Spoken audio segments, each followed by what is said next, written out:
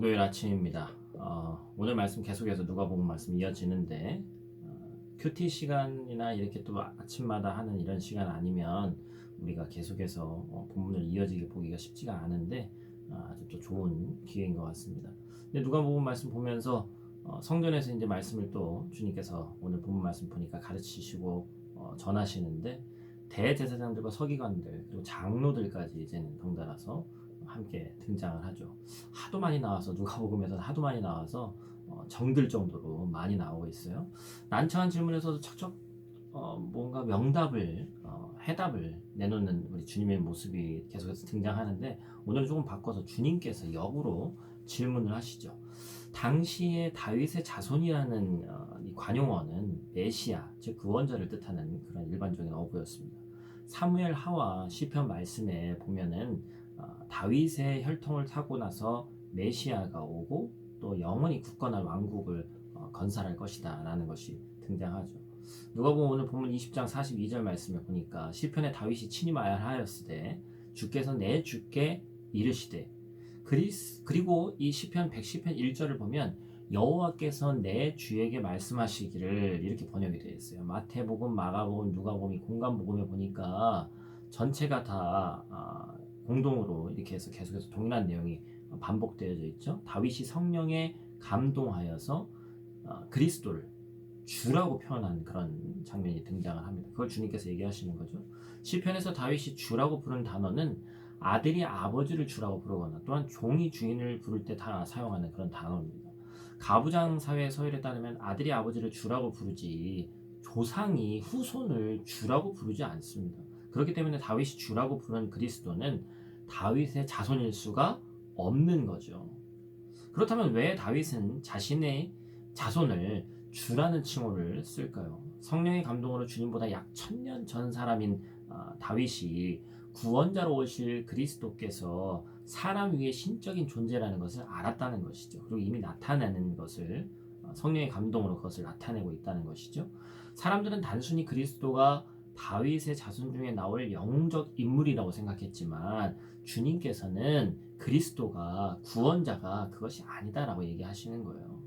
사랑하는 성도 여러분, 우리도 오늘을 살고 있는 우리도 마찬가지입니다. 우리가 예수 그리스도께서 단지 세계 4대 성인 중에 한 명인지 위인 중에 한 분인지 이렇게 아는 것과 예수 그리스도께서 내 인생의 구주이신지 그것을 고백하는 것이 우리 신앙인들에게 중요합니다. 기독교의 첫 걸음은 바로 예수 그리스도께서 내 인생의 주인이라는 것을 받아들이는 것이거든요. 오늘 말씀 묵상 후에 여러분 조용히 시간을 갖고 꼭 예수 그리스도는 나에게 무엇인가를 한번 생각해 보시길 바랍니다. 마음의 문을 여시면 주님께서 여러분 마음에 들어가시리라 믿습니다. 계속해서 우리에게 메시아에 대한 깨달음을 주신 예수님께서는 이제 제자들에게만 따로 얘기를 하시죠. 서기관에 대해서 경고를 하십니다. 서기관은 본래 말씀을 필사함으로 하나님께 영광을 돌리고 하나님의 정의를 실현하면서 자비를 베푸는 그러한 직업이에요. 그래서 당연히 존경과 인정을 받는 그러한 직업이었습니다. 그래서 백성들 중에는 서기관에게 자신의 재산을 관리하도록 맡기는 사람도 있었고 어떤 그런 이스라엘 기록을 보면 남편이 사망하면서 자신의 아내를 위해 남긴 재산을 서기관이 그만큼 믿을 수 있다는 거죠. 관리하도록 하는 그런 모습을 볼 수 있습니다. 그런데 당시 서기관 중에 많은 사람들이 부자의 호의를 이용하고 과부처럼 약한 자들의 재산을 착복하는 일이 있었다는 것이죠. 그들의 속이 욕심으로 가득했지만 보이는 겉모습은 꾸몄기 때문에 그렇지 않았다는 것이죠. 오늘 본문 말씀 보니까 오랫동안 기도하고 경건한 척하고 긴 옷을 입고 높은 자리에 앉음으로써 자신의 지위를 가정하고 인정받고 싶은 마음이 있었다는 것이죠. 이 경고의 말씀은 당시에는 물론이거니와 오늘날에도 유효합니다. 바로 예수님 믿는 자들 그리고 특히 교회 지도자들에게 강조된 그러한 가르침이죠. 서기관들의 관심사는 회당의 높은 자리 그리고 잔치의 윗자리로 취하게 됩니다.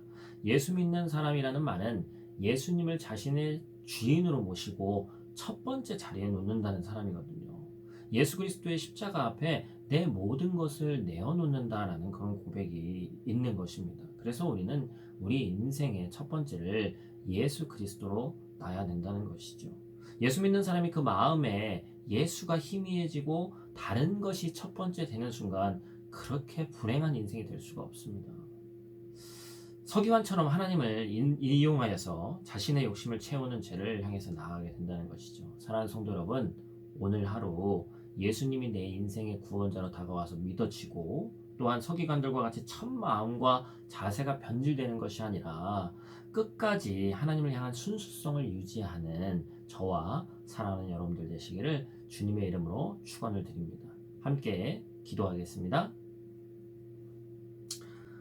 사랑의 아버지 하나님, 우리를 위해 하나님의 아들 독생자 예수 그리스도를 우리에게 구원자로 주심에 감사를 드립니다.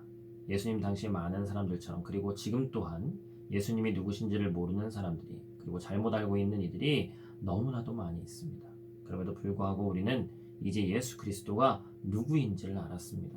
지식적으로가 아닌 머리로 아는 그 정도로 끝나는 예수님이 아닌 내 마음으로 아는 예수님을 만나길 원하오니 우리의 마음의 문을 열 때 주님 들어와 주시옵소서. 그리스도인으로서 이 땅에서 살아가며 하나님의 자녀답게 살아가길 원합니다. 때때로 오해의 눈초리로 우리를 세상이 바라볼 때도 많이 있지만 묵묵히 하나님의 길을 걸어 나갈 때 하나님의 백성으로 먼저 하나님께 인정받게 하시고 어디를 가든지 선한 영향력을 끼치는 자들 되게 하나님 도와 주시옵소서. 오늘 하루도 함께 하실 예수님 귀하신 이름으로 기도드립니다.